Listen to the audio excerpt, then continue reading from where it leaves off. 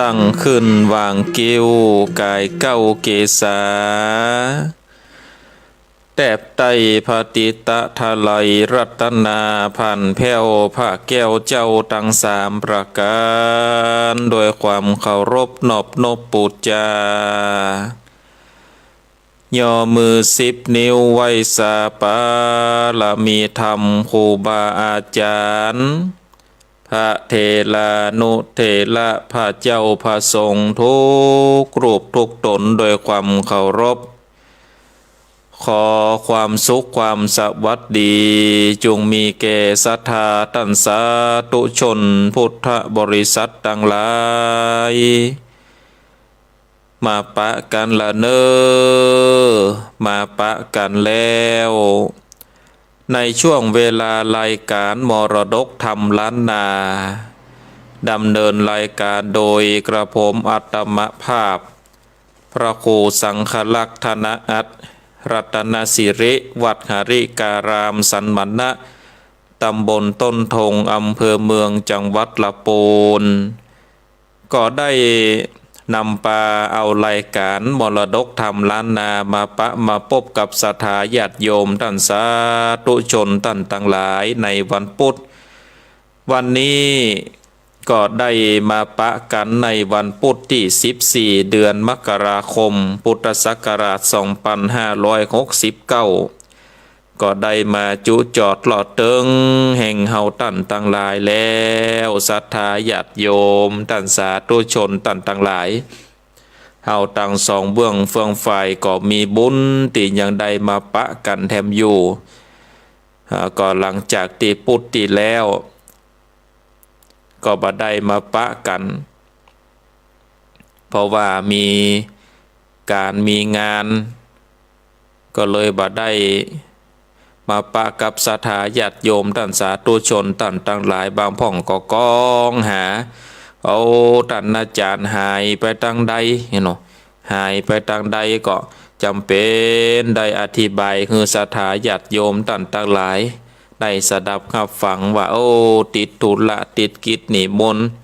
บางเตื้อนี่ก็สุขภาพร่างกายบ่เอื้ออำนวยเนาะเพราะว่าบรรยากาศอากาศมันเปลี่ยนแปลงเนาะบางเตื้อก็เย็นบางเตื้อก็ร้อนมันก็สุขภาพร่างกายก็บ่ค่อยจะปกติก็เลยบ่ได้มาออกรายการมาปะกับศรัทธาญาติโยมท่านสาธุชนท่านทั้งหลาย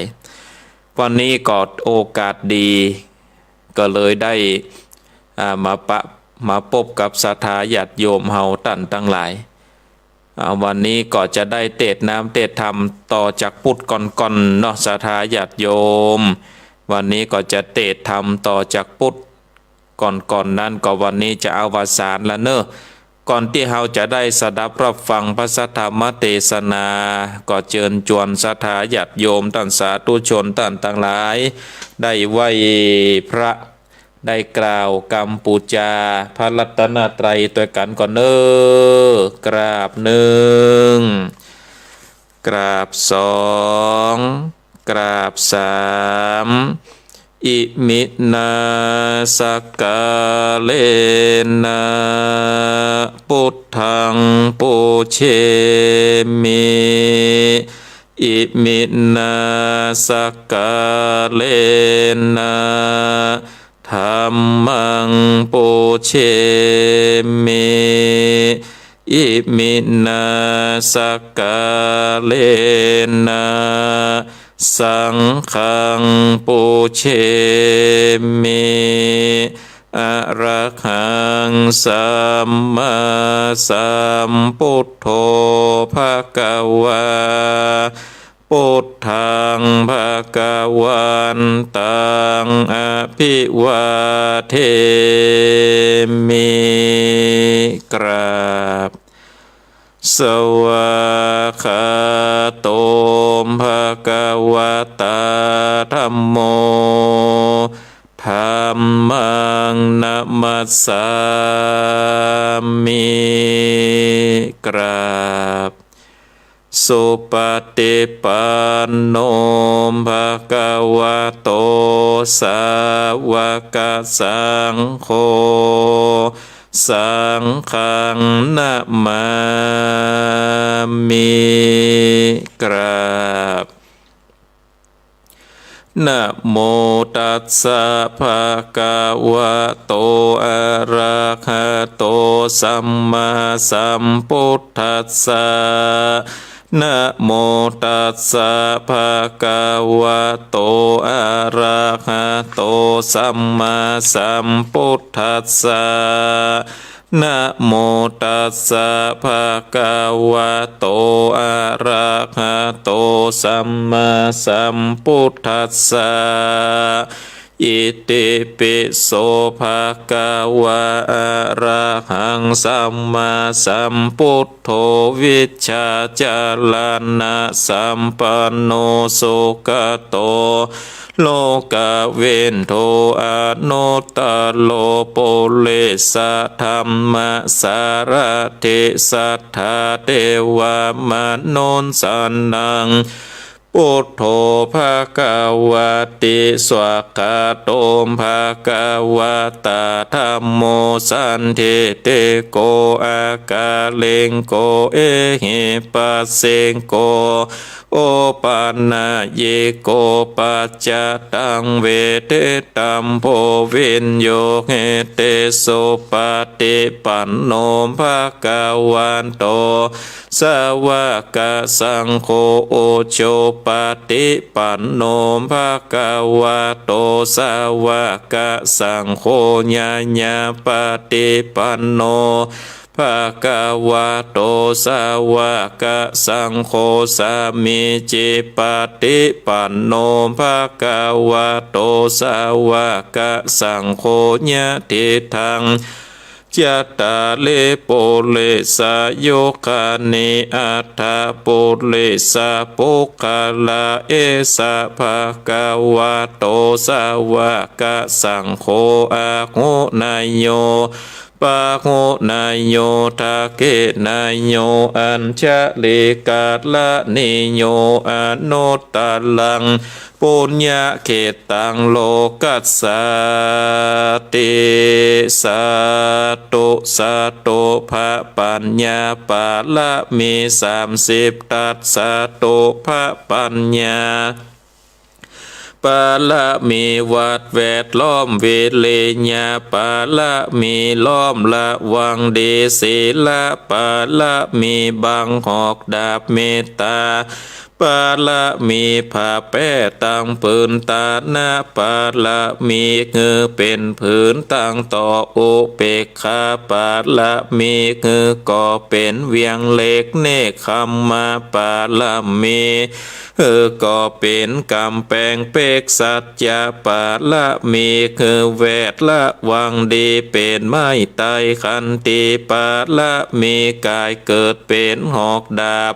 บางนาไม้แลปืนไฟอาทิตฐานาปาละมีพันผาปล่อยตุกหนตุกแห่งแข่งแข่งแรงแรงป่าฟูงมานพี่สร้างภายเพศตุกตีพบที่ปังไปนีนางแม่ทอดละนีอัศจรรย์โสสะเหมือนฟันอยู่ข้างข้างน้ำนาที่นองกวางตอกกวางแตกตีฟองนานนองนานนอกกลายเป็นข้าวตอกดอกไม้มาถวายปูจาพระแก้วแก่นไทยสาตานพระโปตังเลยจุงมาภายโพดจุงอานุญาโตดโพดโภคาแต่เดเลนางแม่ทอละนีออกมารีดมวยผมอยู่ข้างจางให้ขายข้าจางงาซับเด่นโพน้ำนาทีลงพัดภายขอจ้างภายหักตบเต้าพระญามานล่องเอาปนกัวกับยอมมือคืนต้นหัวใส่เกลาว่าผู้ขานี่ได้ชื่อว่าเป็นโลกศิกพระพุทธเจ้ามีบุญสมปานอันมากนาพระพุทธเจ้า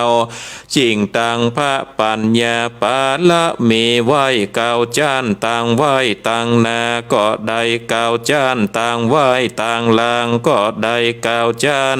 ตั้งแต่หัวแผ่วตีนก็ได้9 จานตั้งแต่ตีนแผ่วหัวก็ได้9 จานแสนว่าลูกปืน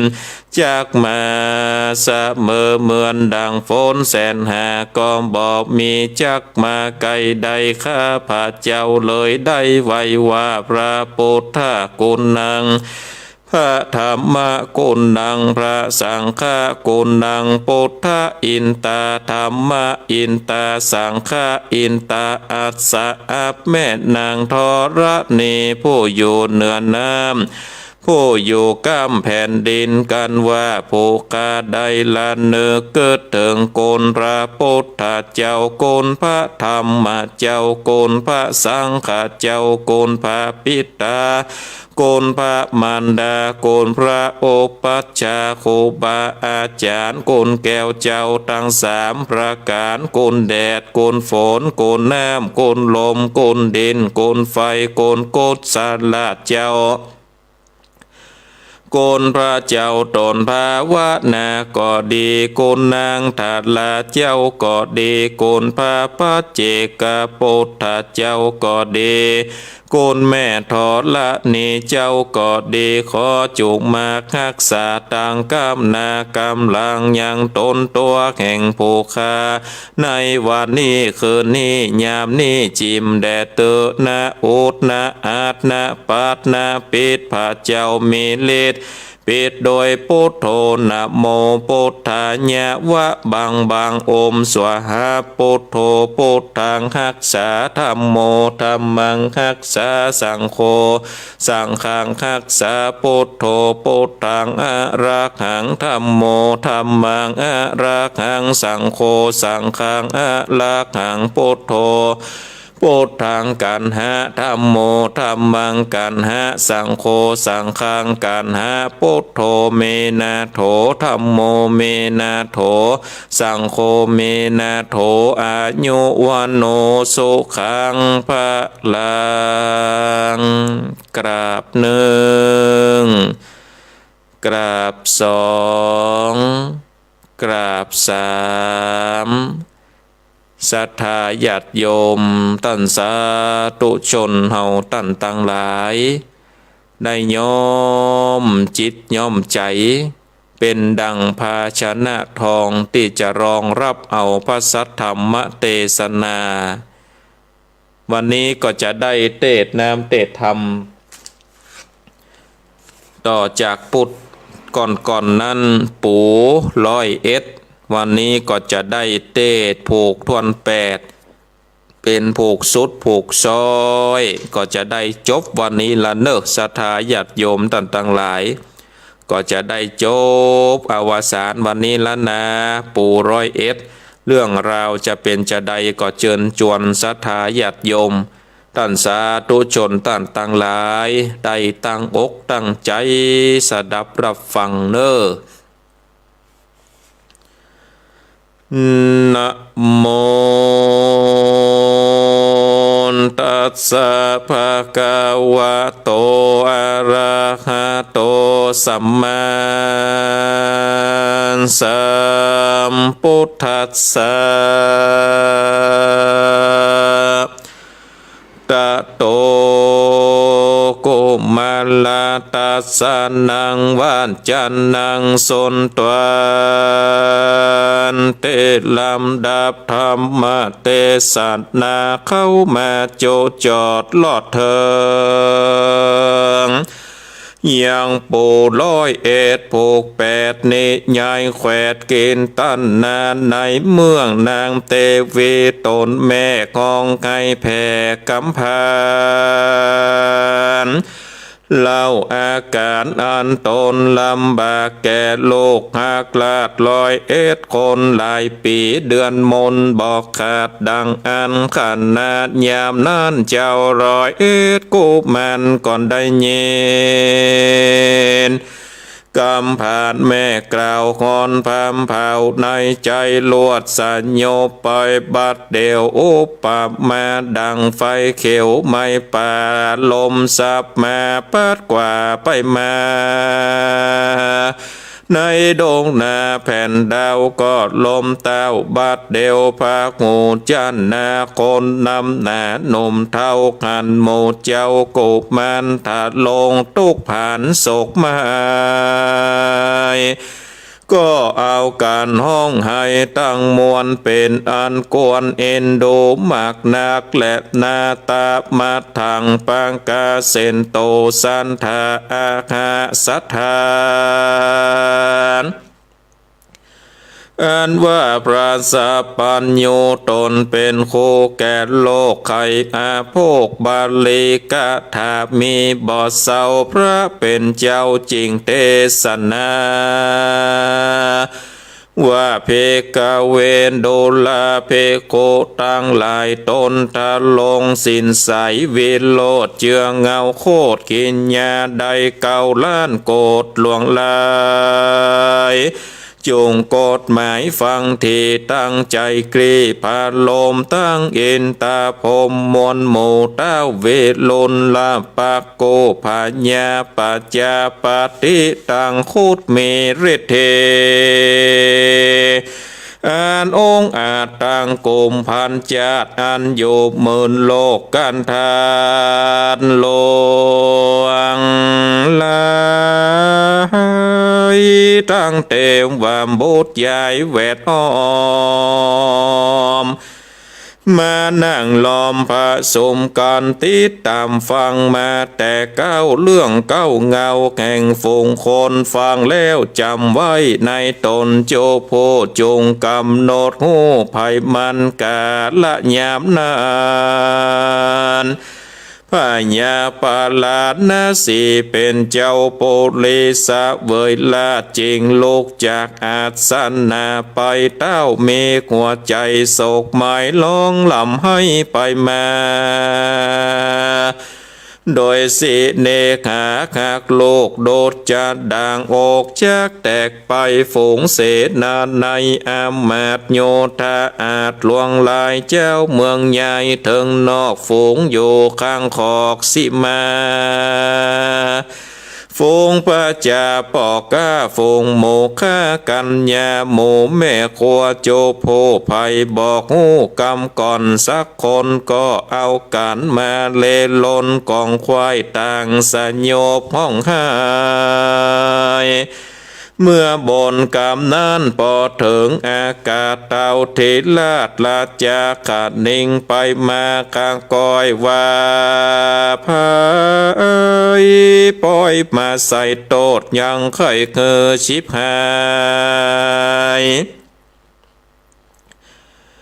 กุมารหลายหนุ่มเนาคือกาดก้อยจากกันถึงนานกันตนลาจาได้สติคืนมาจริงเจียนจาต้านต่อกับลูกน้อยหนอร้อยเอ็ดขันกุมารหลายปีน้อ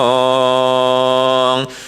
จริงกาวปองตนปอคือหูบอสับปันว่าการตั้งมวลฝูงนี้เต้ามีแม่เก้านางผีเสือกะสือเหตุดังเลือนั้นโสดมันมาก็โตดเวลาได้สั่งนางกัญญาหมูน้อยข้าก้อยขอดกำเวนยามเนื้อปอผาญาเจียนกาภาคออกภาษาลงไปกลางสงครามไก่บอกไก่นานนับควาย7 วันตนแม่ก็มาผาสูตรปุตตาคือว่าตูขาดร้อยไปนางขาดนาดนั้นนางพญาผีเพอหากหูเมื่อปองยำวันยับเอาตูขาตกใส่ภาษาเงือสะเลสัตลาดตกดินเป็นอันหาติเปิงบอดได้กิ้งเกือกให้ไปมายามนั้นยังมีสุกกาลาหมูใหญ่โสดหมูนั้นลวดอินโดจิงมาอมตูคาไว้ในปากบอกทุกสันใดบอกมีคนใดโง่สักคนในเมื่อตนป่อปัญญาได้ยินสัญญากองเปล่าจริงเข้าสู่ดาวเวียงใจสะเด็ดขึ้นไปในภาษาบทตันหาร ลูกนาลาดโกมานส่วนนางมานกะสือก็มาแปลงกำพางไล่เจ้าว่าโลกเต้าเกิดเป็นโดนหลัวเขาบอกกัวตั้งโตดจริงมาลวดบอกพระปิตาโดนป่อพญาหูข่าวก็เกิดว่ามีแต่ส่วนแม่แห่งข้าก็บอกมีดังกำกล่าวตนป่อจริงไล่ตนแม่คือออกภาษาไปคืออยู่เป็นตายไพ่หน่อยคือโตกต่ำก้อยโบกบางเพราะนางผีสังกะสือจังซอคือเต้าตนป่อครับนี้ว่าแม่เป็นกาละกินนีอ่านผางให้ผาสูตรโลกใดเป็นลัวบอกมีไผมาบอกแก่เต้าคือคู่ข่าวสักคนป่อพญาเววนตามกำสอโดยกำหมอบอตาน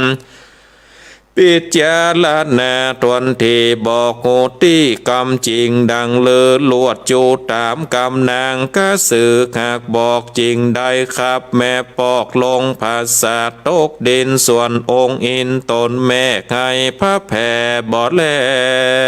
ว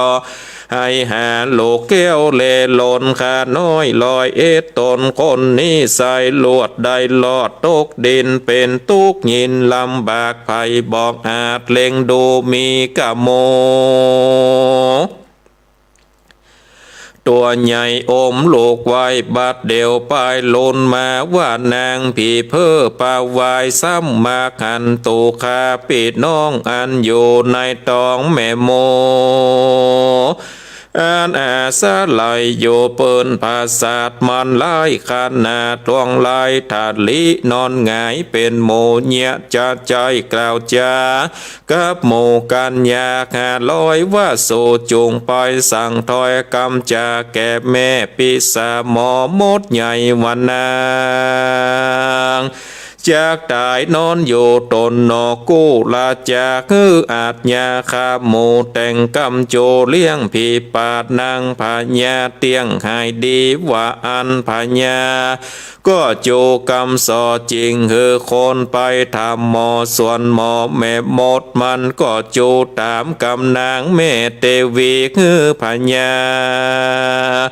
กะตำผ่านแก่โลกน้อยนับตวนลอยไปนางเกตฟังกำพรางนางกะสือบอกเกิดต่อไปลนจริงคือข้าโม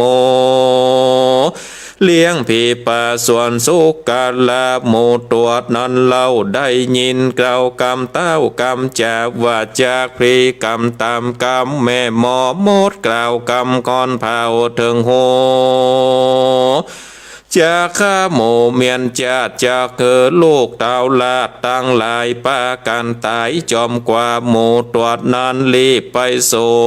ยังจ้างนานไลตัวเลิศตัวโดยบังเกิดคนนานยังฟงปุตตาโลกแก้วจริงใครออกปากแล้วเอาฝากจ้างนานไลจ้างตัวใส่มิ่งแก้วก็ขับเอาแล้วดีหลียามนั้นนางผีกระสือเล็งดูหมูบอกหันกุมันอยู่ในปากหมูดังอ่านจริงมาบอกแก่ป่อพญาเปียเทบกบางมาสั่นน้อยคอยว่าแควนมาขอพญาเจ้าฟ้าอย่าได้ข้าหมูปรีกับเมืองข้านี่หากเห็นดูโมส่วนตนบนจูผ่านแผ่วการคู่ว่านางแก้วกล่าวก่อนยินจมก็คักผ่านลมนางผีเพ้อคักตกเมื่อแฝงนอนเอามือซ่อนคอจูบแก้มอยู่เฝ้าแอมแป่งกันหลายคืนวันล่วงแล้วหามันมากันใส่ฝูงลูกน้อยมีตวนลอยไปนางมาอยู่สนจ้างนานไลตัวงามใสผาเสดจริงเกิดโกธะในใจจริงคือคนไปบอกแกยังนางเท่าแม่หมอเพกล่าวกำบอดีดังก่อนนางทาเลนอนข้างแสบไม่ดังค้อนไข่ถึงเมินจากตวงติ่งบอดใดเป็นอันใบนักนาส่วนป่อพาญายินเกิดอยากย้อนนางหากนอนคราง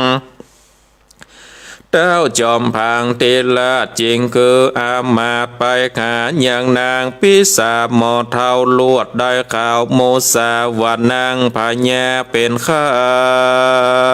ยจงคือได้เลี้ยงผีเคือนนางจริงหายพญาตคือเต่าติลาดดาไว้บัดนี้ผีควายกินจ้างนาไลโตใหญ่กันจัดเลี้ยงแล้วนางแก้วแม่เทวีจักไห้ไข่โลกาเมื่อพญาคู่ข่าวกำแม่หมอเท่าจุพางลวดวางใจเชื่อว่าจักข้าเจ้าตามเม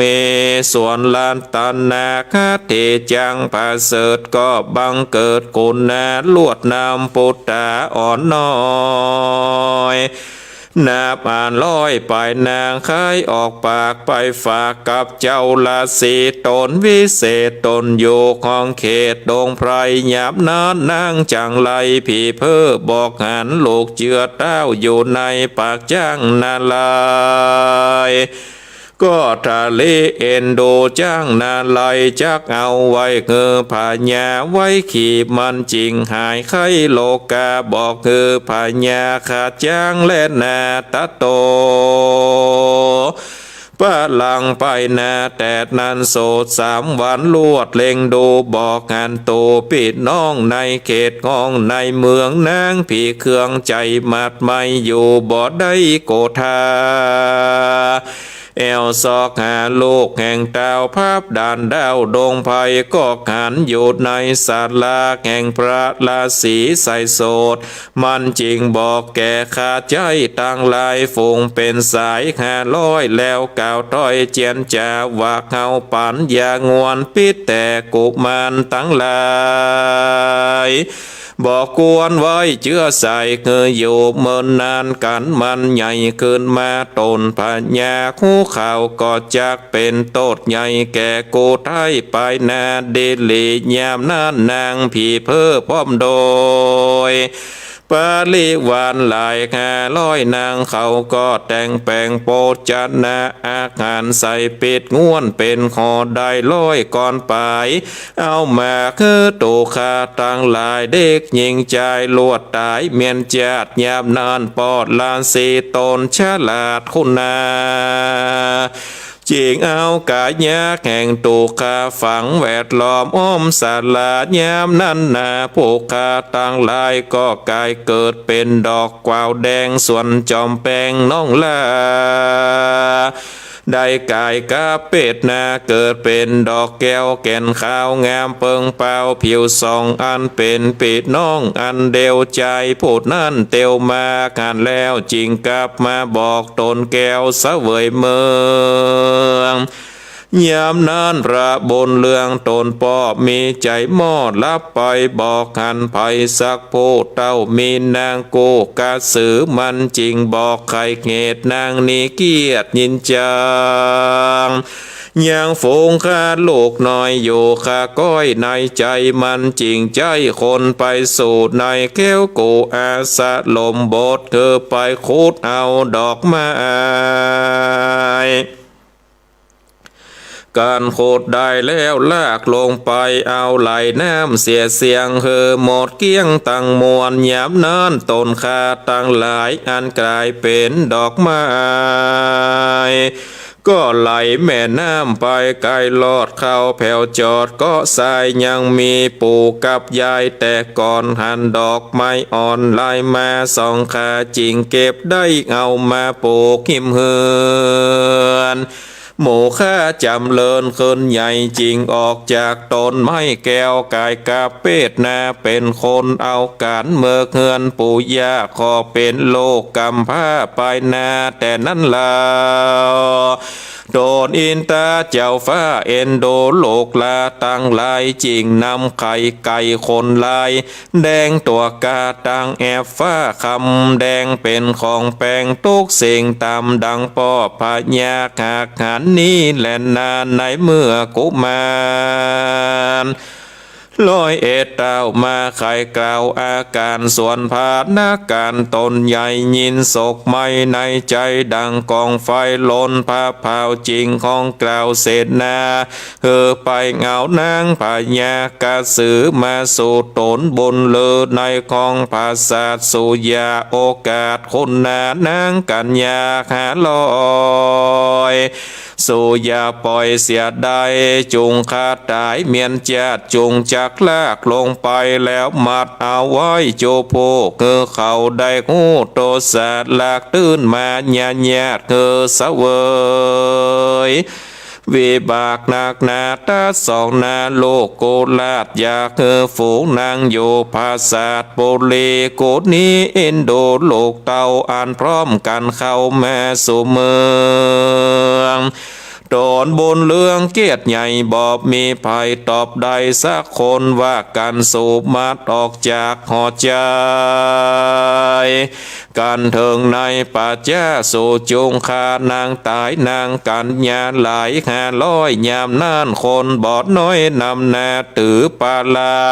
กับดาบก่อไปขันนาบนางเตวีอากาบมากเฮสีเตาลาดนางน้อยนาดกันญาจักลากลงพังกาภาษาเจือกมัดขาดกับตน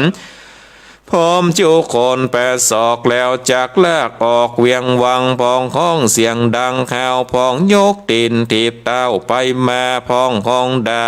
เดือดไม่พองเอาค้อนไข่ตีหัวพองห้องเสียงหนัวหืดดาว่ายิงลายลากาพีสูจงตีแดกสูจงตีแตกเลือดเขาเพิดละอายแก่คนตั้งหลายโมอันมาอยู่ไข่คานเอาดาบสาฟันจานใจไปคนตายแจงตกจากยกตินไปบอดได้ยินแสบไม่เหลือใจเข้าไปถึงไขแดนขอกจากลากออกแดนเมืองและนาโสราชาส่วนพญาตนปอกหันลูกเต่าหนอทั้งโฟงเจ้ามีใจหุมจมมากจริงตันปากกำจาว่าดูลาสลีลูกน้อยมีตวนลอยไปนางเดียวบัดนี้เตียวมาหลอดเข้าจุดจอดเวียงใจอยู่สะเวยสุขในภาษาทเป็นของลาดในเมืองเฮาจากได้สนุกจมจืนอยู่ละเลื่นสวัดสันดินแดดเตอส่วนกุมาร101เจ้าก็ไปตามหนอดเนาปิตาเกินสู่พังกาภาษาทอันมีสลีวิลาสุโคมานจวนกันสะเวยอาหารข้าวน้ำวัตถุพรำปัจจัยพร้อมคนในพ่อแม่เจ้าอันได้เข้ามาล้อมกันส่องโสพันพ่อแม่แก้วคักบอดแล้วสุดใจบอกคือกะไก่เจียนจากเต้าอยู่ของภาษาทเสวยโศกได้ปนทุกอันยากเสวยสุขมากหลวงลายเหตุใดคงควายตั้งบนมาจูนหนุนแต่ก่อนได้คักษาสินผ่อนเรื่องไหลบอบมีใจโคตรเลี้ยวได้กวาดเพี้ยววิหารได้เกิดตานวัตถุมาแต่ก่อนได้โอปาถากพ่อแม่ตั้งสองบนนานมาสันนองกำจอยจริงบ่ตกถอยไปโลนบนมาหนุนเหมือนลาโศกจืดหน้าลำยิ่งในเมืองแก้วมิ่งปาลาดนาสีและนาไปนาแต่นอนเล่าสองพ่อแม่เจ้าลาจาจากโทมักหาโกนลำเลิศโดยบังเกิดจมบานยังกุมาร101ตนโลกจากไข่โปกแดนเมืองจริงหาวันเหลืองวิเศษบอกกากาศสันได้นาคาตาเลิกใสดีแล้วจึงเคินโลกเต่ากินเมืองและนาดุราสาปุริสาตั้งหลายนิยายนิโสดข่าวจอยโจดแต่หลังมา เมื่อลูกพญาฝูงหนุ่มน้อยอ่านตวนร้อยไปคนใดแต้นเมืองปอดตนนั้นเราได้เป็นเจ้าเป็นคนจากเงอต้นไปนามีจ้างมางัวควายลูกยิงหลายมวลมากแพร่หลายหากกว่าเจ้าปัจจัยข้าวน้ำอาหารหลายประการแพ่ออกเข้าจริงออกพรากกันไป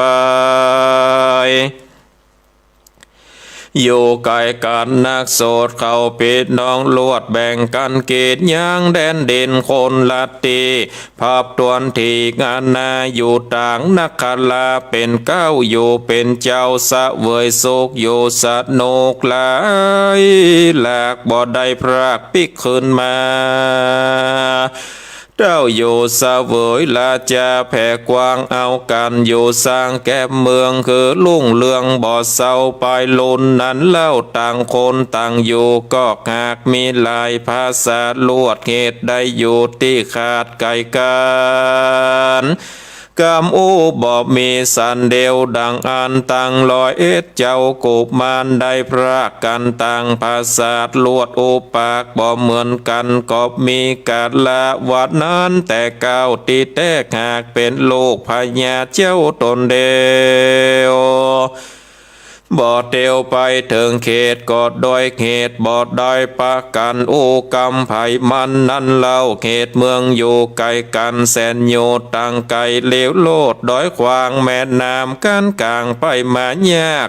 ลวดลืมกำปากภาษาเก้าทาลาบต่อเต้ามาถึงข่าวนี้มานุสาอันว่าคนในโลกมีหลาย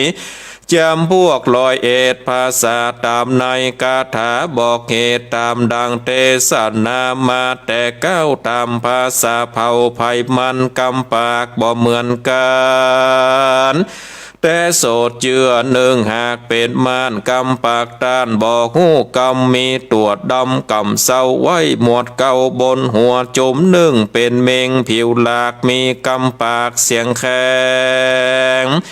เนื้อตัวแดงดำด่างกำอู้ต่างเสียงกันภาษาคนมีมากกำปากบ่อปูนฟัง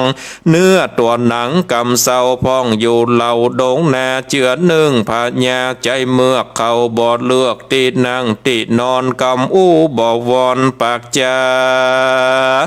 อยู่ในป่าเขาไก่เจือฝูงคนมีหลายมากผิวเนื้อหาเขาแดงกำปากแข็งเสียงหาว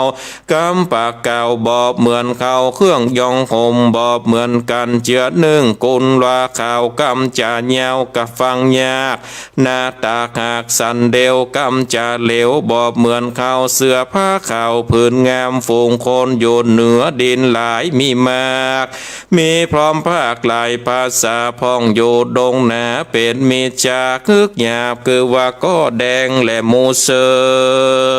กำปากะเลกะลากำเขาหากต่างภาษาต่างคองอยู่บ้านคองบอบเหมือนเขาเจือหนึ่งเป็นคืน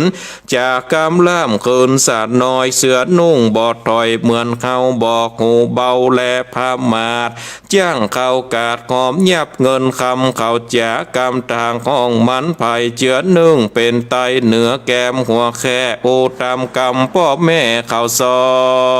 นตามกำอ่อนเมืองเก่ากำโอเขาบอบเหมือนกำเขาเจือหนึ่งโบมีจัดจังตัดหัวกนดีกวดนักโสดกำจะลวดเงึกหยาบเสียงหลายลาดปนโกเจือหนึ่งปาโลแต่หากำปากบอกไข่ซับเสียวอยู่ดงเขียวขอบข้างในปากกว้างดงแหน่เจือหนึ่งจังซาจังซอยกำปากถอยลายต่างคนในดงขวางมีนำนาลายภาษากล่าวโอภิว่ากันนานาอยู่มีลอยเอ็ดภาษาในอาทิตาปางก่อนก็ก่อนเป็นเจือเผาพ่อแม่เจ้าเดียวกันตามดังเทศนามานีและนาดูลาสะโปลิสะตั้งหลายตั้งยิงใจหนุ่มเทานัก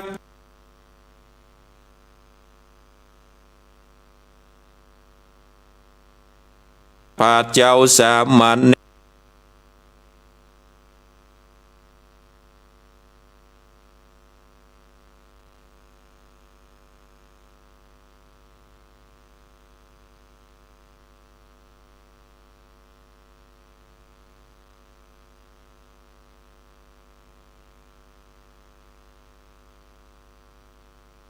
ผาเสดดิเลนอย่าเธอมีจาติถิงานบอดจอบอย่าประกอบคาสัตเธอปฏิบัติตังผาเสดเธอบังเกิดยังบนจักเป็นกุลไปแน่โศกเลิศและเมืองสวรรค์เมืองโศกอนันต์เมืองแก้วเป็นติแล้วเมืองมหาเนลปันบอนญาจะแลนนาเนทิตัง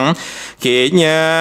สังวันนันนาวิเศษจากห้องเหตุปูร้อยเอตตั้งแต่เก้าทัดลาบสุดไปก็บวชลับมวลบังคมสมเลสระเดนเอาละศรัทธาญาติโยมตันสาธุชนตันตั้งหลายการได้เตศนาธรรมปูร้อยเอ็ดก็ปาลิปุณังจบลงไปตะกี้ก็เน็ตมันลุดไปกรรมรู้สึกว่าช่วงนี้นี่เน็ตบ่ค่อยที่จะปกติตะใดนะวันสองวันนี่นะเบิดหนึ่งก็แห้งเบิดหนึ่งก็ก่อยก็ตามมันนะเนาะเพราะว่าเราต้องอาศัยอินเทอร์เน็ตในการได้เทศนาธรรมให้กับศรัทธาญาติโยมตันสาธุชนตันตั้งหลายหากว่าเน็ตมันหลุดไปก็ต้องขอสุมาภัยบานเตื้อขาดไปเป็นเกิงเป็นกลางก็ยังดีที่ทำใกล้จะจบมันก็อินเทอร์เน็ตมันหายไปกำเมื่อกี้นี่นะที่มันสะดุดไปนี่ก็ย้อนอินเทอร์เน็ตมันหายไปก็มาเร็วพอเวลาก็ยังมีเวลาเหลืออยู่สักน้อยหนึ่งก็จะได้สรุปเนื้อหาใจความสำคัญกับศรัทธาญาติโยมท่านสาธุชนท่านทั้งหลายได้สดับรับฟังก็อันว่าธรรมปูร้อยเอ็ดผูกตวนแปดนี่ศรัทธาญาติโยมเพิ่นก็ได้กล่าวถึงยังป่อพญาเนาะก็ได้มาปะใส่ลูกใส่เต้าแล้วก็มาถามลูกเต้าว่าลูกไปอยู่ที่ไหนตั้งใดมาอันนี้ก็กล่าวโดยย่อโดยแคบเนาะศรัทธาญาติโยมเมื่อเขาตั้งหลายลูกถึง101 คนน่ะได้ปะกับป่อคือพญาปารณสีนี่ป่อพญานี่ก็หันหน้าลูกก็มีความจมจืดยินดีเนาะหันหน้าลูกก็มีความฮักเพราะว่าเลือดออกจากอกไปนี่จะตัดจะใดก็ตึงบ่ขาดก็มีความฮักเมื่อมีความฮักแล้วก็เลยถามลูกว่าลูกไปอยู่ที่ไหนตั้งใดกินอยู่เป็นจะใดกุมารตั้ง101 คนนะก็เลยบอกว่าโอ้ลูกนี่นะเกิดมาก็จากท้องแม่นะเกิดมาจากท้องแม่แล้วก็เกิดมาเป็นปูแต่ว่ามเหสีของป่อนะกะมาใส่ร้ายว่าลูกเนี่ยเกิดมาเป็นดุลหลัวเป็นกาลกินีแม่เนี่ยเป็นกาลกินีสมควรที่จะไล่ออกจากบ้านจากเมืองเมื่อแม่ได้ออกจากบ้านจากเมืองไปแล้วนี่ศรัทธาญาติโยมก็หมูนี่เพิ่นมีความฮักเนาะหมูนี่มีความฮักก็เลยอมเอาปู101นั่นนะเอาไว้ในปากเลี้ยงอยู่ในปากนางผู้เป็นอันมเหสีน่ะเป็นพีกะเนาะเป็นพีกะพีสือก็ที่จะตามราวีนั่นน่ะศรัทธาญาติโยมตามราวีนั่นก็เลยหูว่าปูน่ะไปอยู่ในที่หมูอมไว้ก็เลยบอกว่าเป็นไข้อยากจะกินจิ้นหมูพอหมูหูนางอันว่านางนี่จะฆ่าตัวก็เลยได้เอาปูเนี่ยไปฝากกับจ้างนาไลเนาะไปฝากกับจ้างนาไลไว้จ้างแก้วเนาะจ้างแก้วนาไลจ้างก็มีความฮักมีความเอ็นดูก็ห้าบเลี้ยงปูนั่นไว้พอนางนั่นได้ยับเอาหมูมาอ้าปากพอโอ้เป็นว่าบ่มีปูสักตัวก็เลยบอกว่าไข้นี่หายแล้วปากินละจีนหมูเนาะบ่กินละจีนหมูปล่อยหมูไปเถอะเอาเป็นบุญเมื่ออยู่ไปก็หู้ข่าวว่า จ้างนะเลี้ยงปูไว้ก็เลยไปใส่ศีลจ้างรางวัลกับแม่มดแม่หมอว่าตีนางพญาเนี่ยเมื่อยไข้นี่เพราะว่าเป็นแต่ผีโป่งผีป่าเป็นแต่ผีทั้งหลายเนี่ยอยากจะกินจิ้นจ้างนี่เนาะปดโตอยากจะกินจิ้นจ้างก็เลยยับจ้างมาจ้างนางหัวว่าตัวเก่าจะตายละก็เลยเอาปู101ตัวนะไปฝากกับปอฤาษีเนาะ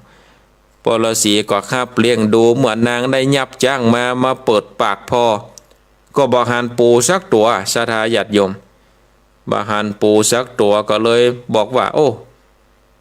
บ่กินแล้วผีเพิ่นบ่กินจิ้นจ้างแล้วเนาะผีบ่กินจิ้นจ้างแล้ว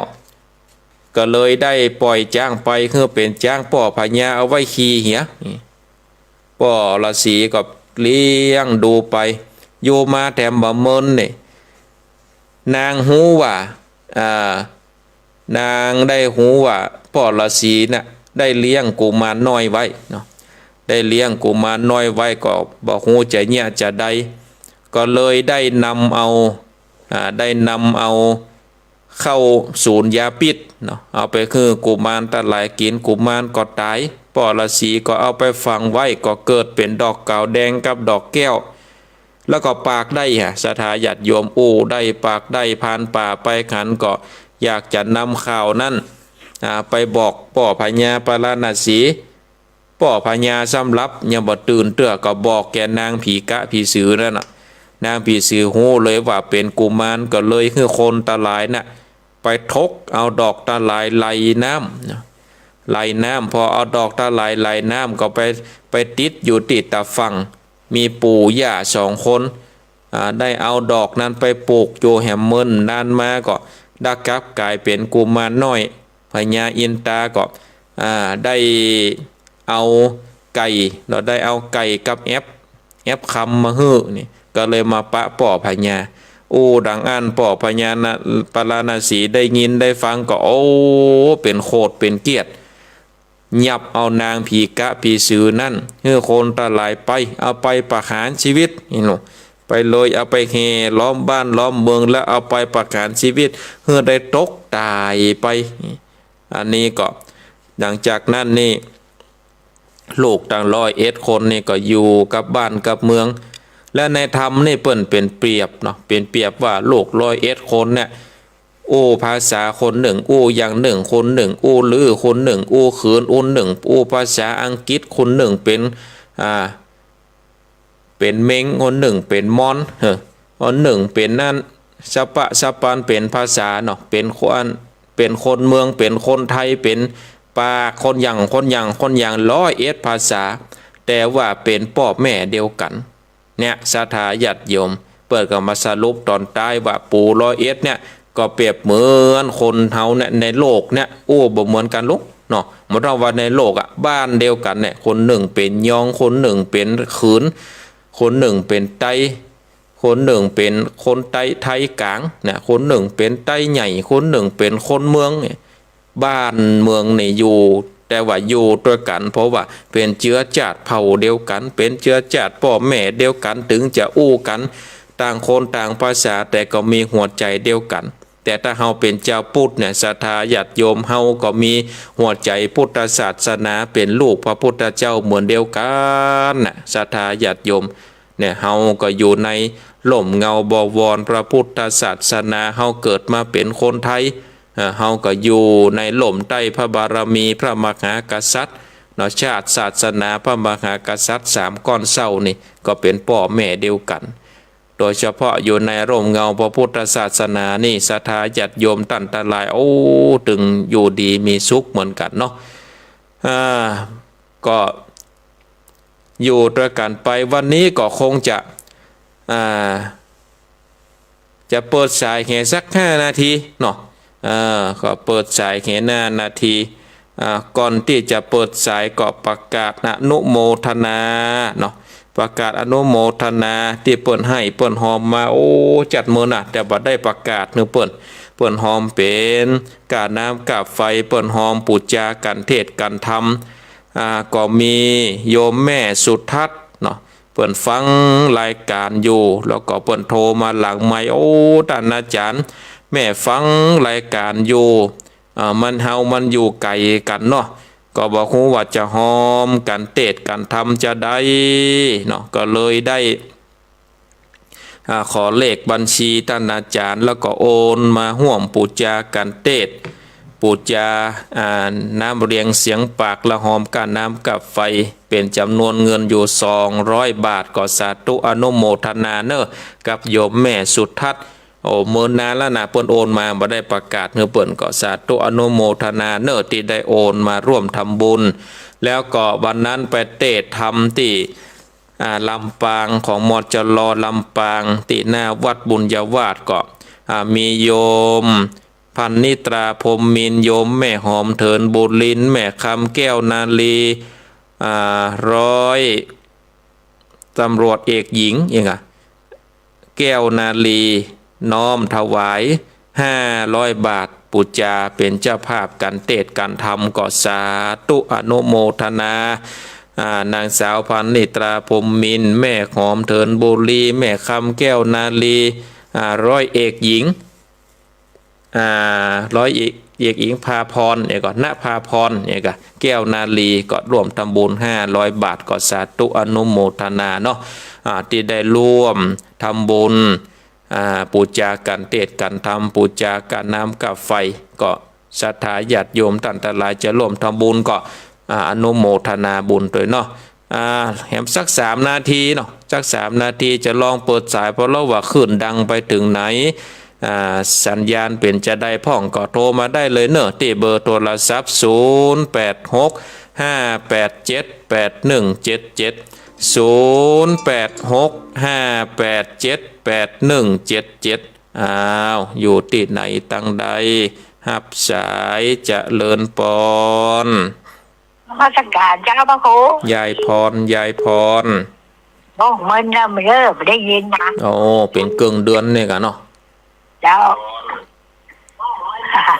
จะขี้ก็ฟังจนจบนะเอาฟังจนจบก่อนนี่เป็นขาดประจำเนาะขาดประจำอินเทอร์เน็ตมันลุดไปจนวันนี้ปีใหม่ให้เอาก็ให้พังโทนอยู่ดีมีชุกเนอะสาธุโดยชะตาเป็นเหมือนแล้วอยู่100 เลยสาธุอายุยาวเหมือนกันเนอะเจ้าบุญหักษาเนอะยายพรเนอะหนาวก็ละพูนะเอาก็เย็นอยู่นะวันค่ำนี่ยังแขวนหน่อยได้นั่นนะวันนี้นี่ยังแขวนหน่อยนี่ถึงวันอย่าหนาวค่ะกะโอ้อยู่ไหนกินไหนในปอดตกตึมปอหมวนตะใดป้านนี่จะมีป่วยโอ้ดีแล้วกะวันที่26อันกะหัวทั้งงานจุ๋งแล้วก็งานทำบังคูเจ้าคณะอำเภอวันที่1 กุมภาแล้วก็ป้อนหลงวันที่13 14 15เอาปล่อยหลายวันแล้วมันเป็นทำบุญมันเกิดของเปิ้ล72 ปีวันที่72เจ้าคณะอำเภอจากแบงมาวัดหลองงวดแดงเจ้าแล้วก็ไปรดป้อยหลวงด้วยสาธุโมทนาเจ้านมัสการบุญรักษาเจ้าเจริญปอนกราบไหว้ศาลเจ้าท่านพระครูสาธุแม่สีทรหายไปเป็นกรรมเนาะมันเน็ตมันลุดไปสัญญาณเน็ตเจ้าไหว้ศาลเจ้าสาธุเอาครับสายเจริญปอนไหว้ศาลเจ้าท่านพระครูเจ้าจากที่ไหนนี่คนเวียงปะเป้าแล้วมาแอวเชียงใหม่เจ้าเวียงปะเป้าแอวเชียงใหม่จับใส่พอดีเนาะจับใส่พอดีเจ้าได้ฟังจนจบเลยเจ้าสาธุโมทนาเป็นกำลังใจนะเจ้าบุญรักษาเนอเหมือนกันเนอสาธุเอาครับสายแฮมกัมเจริญปอนเจ้ากลับโดยสาเจ้าท่านพระครู แม่ชุกเกี้ยวบ้านศิลปอมสิเตี้ยมันน้องละปุนเด้อได้ไหวพระฟังธรรมกับท่านพระครูจะเมื่อแต่เจ้าจบบริบูรณ์แล้วเนาะ จ ปู่ บ ร้อย บ เอ็ ริ ด บูร เจ้า ณ์แล้ว เจ้ากลับไหวสาด้วยท่านพระครูเจ้าสาธุสาธุด้วยเจ้าท่า สาน พระครู ธุบุญรักษาเนอ เจ้าสาธุเจ้า ขออนุญาตยกหูก่อนเนอะศรัทธาญาติโยมเพราะว่าเวลาก่อนไหลหลังมาแล้วเนาะขออนุญาตยกหูก่อนแทงว่าวันนี้ก็ศรัทธาญาติโยมก็ฟังกันละอยู่หลายตีหลายตังเนาะก็สาธุอนุโมทนากับศรัทธาญาติโยมท่านสาธุชนท่านทั้งหลายที่ได้เปิดเครื่องวิทยุสดับรับฟังก็ดีตลอดถึงศรัทธาญาติโยมครูบาอาจารย์พระเจ้าประสงค์ที่เข้ามารับชมรับฟังในการถ่ายทอดทางระบบ Facebook ไลฟ์ก็ดีก็สาธุอนุโมทนาขอบคุณเนอที่เข้ามาแสดงความคิดเห็นที่ได้บัดได้ตักได้ตายทางการไลฟ์สดเนาะก็สาธุอนุโมทนาตลอดถึงขอบคุณอนุโมทนากับโยมแม่สุดทัดโยมพันเนตาพรหมมินโยมแม่ขอมเถินบุรีแม่คำแก้วนาลีร้อยเอกหญิงพาพรแก้วนาลีที่ได้ร่วมทำบุญเป็นเจ้าภาพการเทศน์การทำได้คอมปัจจัยมาโอนมาก็ดีปะกับตัวก็ดีก็สาธุอนุโมทนาอยู่ดีมีสุขเหมือนกันทุกผู้ทุกคนขอความสุขความสวัสดีจงมีแก่ศรัทธาญาติโยมทุกท่านทุกคนวันพุธหน้าพุธต่อไปก้อยมาปะกันแถมก้อยมาฟังเรื่องใหม่ธรรมเทศนาเรื่องใหม่ต่อไปเนาะอายุวันโนสุขังพลัง